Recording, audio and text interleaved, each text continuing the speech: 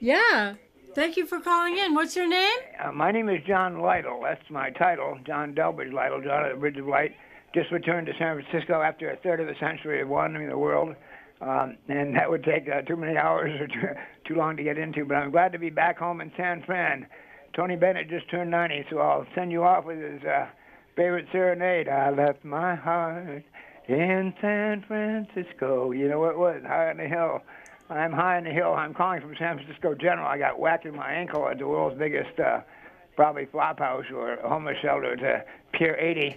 And my guy who stole my wallet, so my left leg was twice as big as my right when I came in here. But I'm healing quickly. As we say in French, blessé means wounded. So I say, bless you all.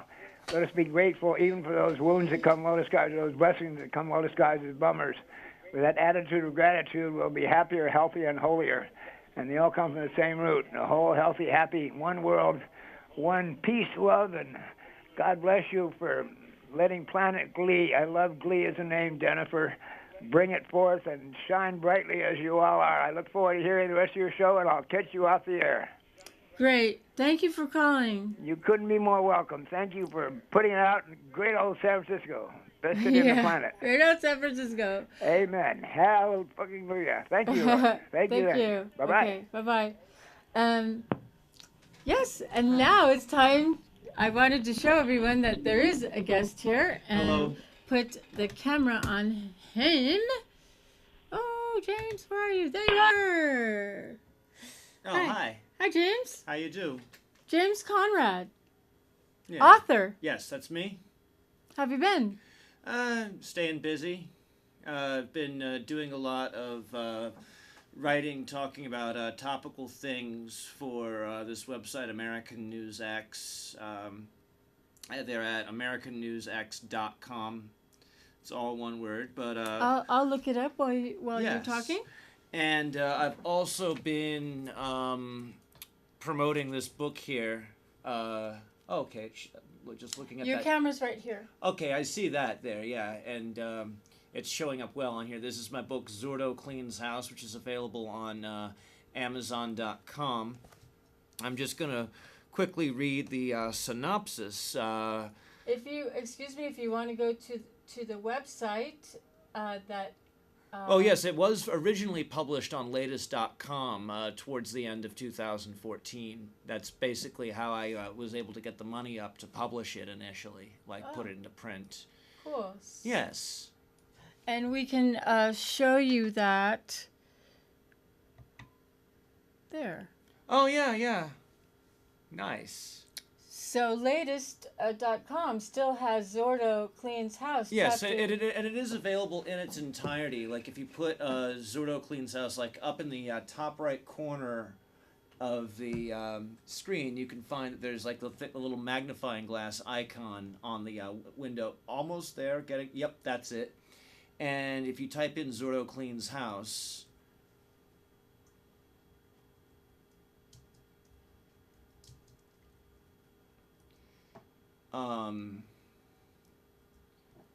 that will give you all the chapters of the story, and you just basically scroll down through the results, and you will be able to read the book in its entirety. Oh, that's very cool. Yeah. I mean, it was based, I'm glad that I was able to find a place to, have a series going on, sort of not unlike what Dickens, Hugo, Dostoevsky, and Tolstoy did about, a little more than 100 years ago, maybe about a century and a half ago was when they were doing their stuff. Do you? I'm going to let you talk about your book and show your book again. Okay, so here it is again. This is Zordo Cleans House, which is available on Amazon. And basically, to give you an idea as to what the book is about, the synopsis here is: a child of the barrio, Lorenzo Carlos Ruiz, a.k.a. Zurdo, Spanish for lefty, does 11 years of hard time in San Quentin for crimes he did not commit, falsely condemned by a racist criminal justice system. When he finally gets released, he finds out he has terminal cancer. Zurdo figures it's time to clean house. find out how he does it. And that's basically kind of a way to get tell people what the book is about without spoiling it, but also to keep them engaged. But just to give a little more, obviously, without spoiling the story. What the book is about particularly is institutionalized racism, which has been present, basically it's been that way, going back to the colonies. I mean, of course, we had the slave trade, and we also had sort of at that time during the colonies, we had up until the little more than 150 years after the Declaration was signed and the amendments to the Constitution ratified. So the first police departments were started in the United States like in the middle part of the 19th century, but before that, in the South you had the slave patrols. These were people who were sent off to chase down people that they did not consider human. So you can see that that law enforcement has, even in its antecedents, the organizations that existed before the police departments. I mean, there was still racism in the DNA of it, especially with the slave patrol. And of course I would not be surprised since there was slavery in the northern colonies, though that was done away with far sooner than in the southern colonies. You still had the night watch, and I wouldn't be surprised if there was racism going on then too. But for definite, there has been racism in terms of the way laws have been interpreted, drafted up, enforced, what have you.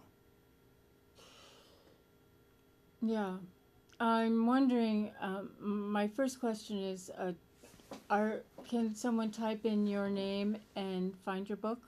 On Amazon.com, yes. Okay. Yes, I'm available on Amazon.com. I also have 3 books in print that can be purchased from Amazon.com. My first novel, The Ideal Man, which came out in 2010 or 2011. And my second book, Copperhead, is not actually in print, but you can download it from Amazon.com and from Barnes & Noble and read it on your Kindle or Nook. And then my third novel, Lucky Dennis, which was praised by Courtney Taylor of the Dandy Warhols. That's, all my work is available on Amazon.com. Copperhead can also be read in its entirety on latest.com. You just have to punch that into the search engine. So. But now this book is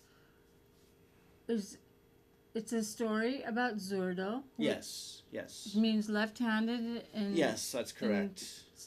In idiomatic. Yeah. I had first encountered the term. I was basically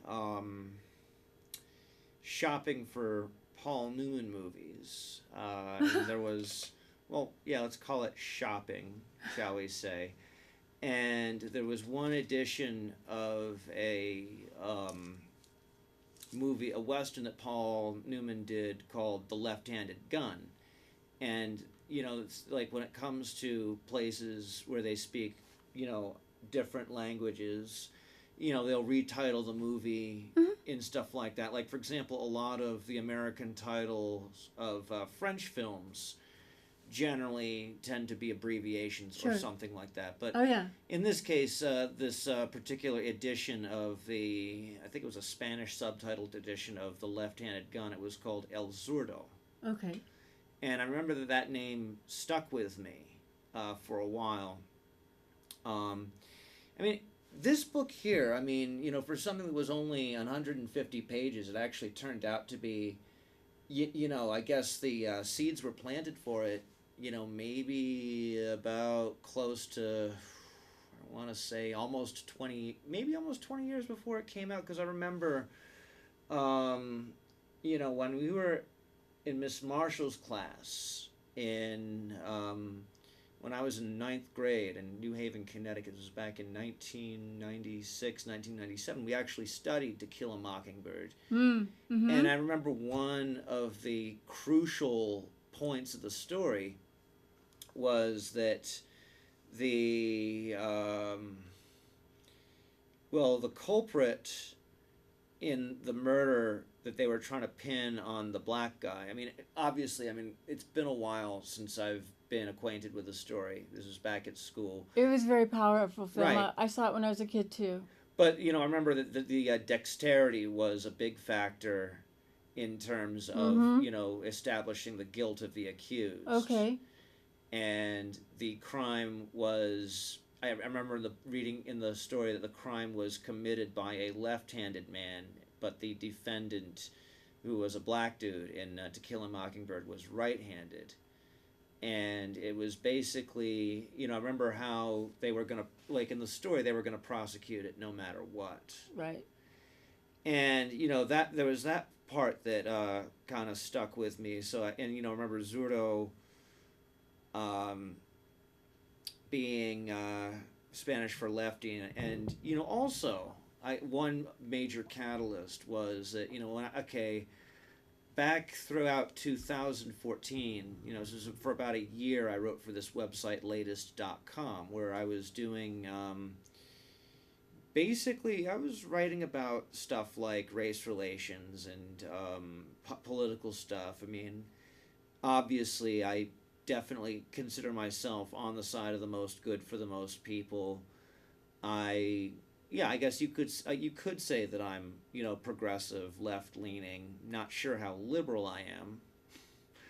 But, there was a time throughout 2014 where we were just inundated with stories of police behaving badly, especially towards non-whites.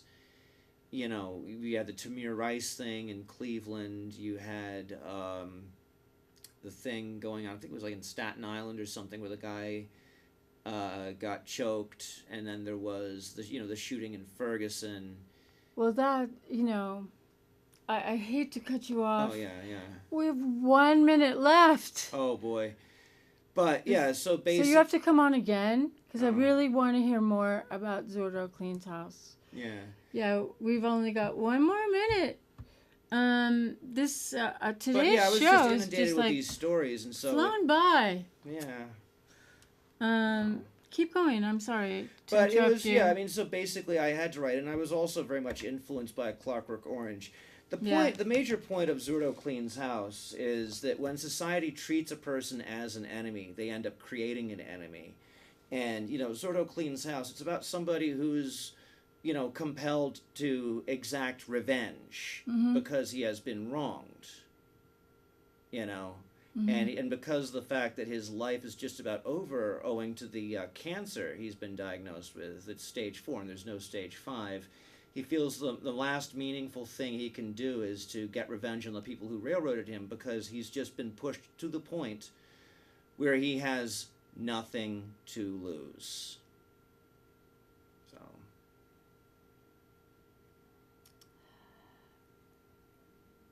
We're already off the air, but sometimes we get like 2 seconds, but this man is right at the door. Oh, okay. I'm sorry. It's fine. But